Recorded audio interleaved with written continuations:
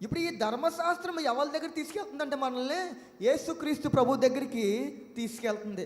ఈ పదాజ్ఞలు ఎవరి దగ్గర తీసుకెళ్తున్నాయంటే మనల్ని యేసుక్రీస్తు ప్రభు దగ్గరికి తీసుకెళ్తున్నాయి. ధర్మశాస్త్రం అంటే ఎవరి గురించి బోధిస్తుందంటే యేసుక్రీస్తు ప్రభు గురించి బోధిస్తుంది. చూడండి, ధర్మశాస్త్రం అంటే మీకు అర్థం కావాలంటే, అద్దంలో మనం ముఖం చూసుకుంటాం కదా, మనకి ఎక్కడన్నా మచ్చ ఉన్నా ఏ మచ్చ ఉన్నా కనబడుతుంది. కానీ అద్దం ఆ మచ్చని తీయలేదు. ఆ అద్దం ధర్మశాస్త్రం. అర్థమవుతుంది మీకు? ఆ అద్దం ధర్మశాస్త్రం.